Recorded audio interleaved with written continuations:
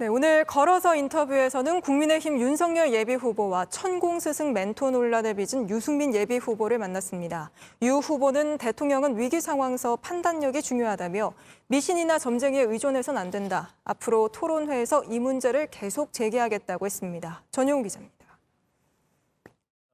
국민의힘 대선 경선 후보가 4명으로 압축된 날, 유승민 후보는 김호랑 중령 추모비를 찾았습니다. 1979년 12.12 사태 때 신군부와 총격전 끝에 순직한 인물입니다. 진정한 군인으로 자기 목숨을 버리신 그런 분이기 때문에 대통령이 되려고 하는지 제가 그 초심으로 돌아가서 그 각오를 다지기 위해서 그러면서 권순일 전 대법관을 언급했습니다. 대법관 그만두자 말자 녹조 군정 훈장인가 그걸 이렇게 쉽게 받은 거 보고 도대체 훈장을 진짜 드리려면 진짜 국가가 예우해야 되는 그런 분한테 훈장을 드려야지 그냥 고위 공무원 지냈다고 그냥 훈장 주소하고 이런 부분은 참 이상한 것 같아요. 김호랑 중령 훈장 주소에 34년이 걸리고 추모비는 지역 주민들이 일일 주점을 열어 세운 걸 꼬집은 겁니다. 추모비 옆 중학교 운동장에서 날아든 축구공을 툭 차서 넘겨준 유 후보가 얘기를 이어갔습니다. 올해 안에 이재명 지사, 그다음에 고발사주 그 문제 수사를 끝내가지고 만약 양당 후보가 정해지더라도 대통령이 도저히 될 수 없는 그런 불법의 증거가 나오면 그러면 저는 그 대통령 후보로서 자격이 없다고 생각합니다. 단순한 의혹. 국민의힘 경선으로 화제가 이어졌고 앞서 있었던 방송 토론회에서 멘토 논쟁을 물었습니다. 유 후보가 천공 스승을 거론하며 윤 후보의 멘토론을 언급했고 윤 후보가 미신이라고 하면 안 된다고 반박한 겁니다.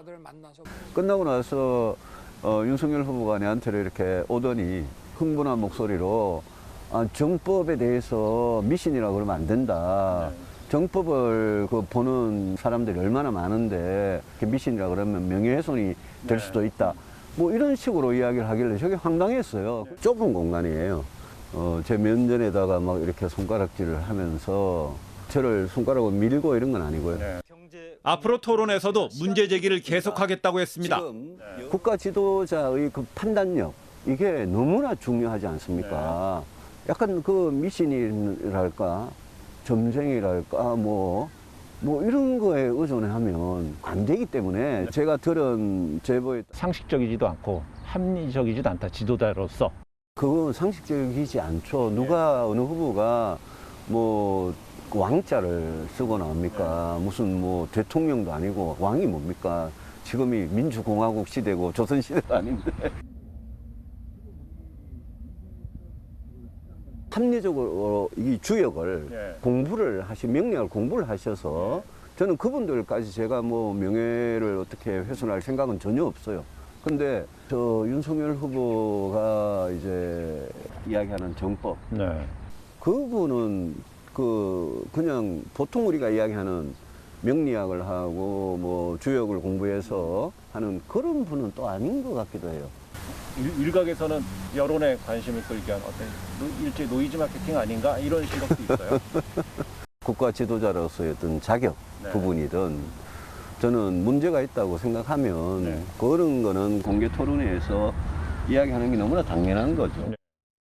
그렇다면 유승민 후보만의 매력은 뭔지 물었습니다. 저는 문재인 대통령이 아주 낡은 진보의 마지막 대통령이 될 거다. 그렇게 보고 있고요. 다음 대통령 5년 동안 경제 문제나 외교 안보 문제나 또 노동복지 이런 여러 가지 문제에 있어서 진짜 나라가 다시 한번 일으켜 설 수 있는 그런 기반을 다지는 그런 대통령이 나와야 된다. JTBC 전용호입니다.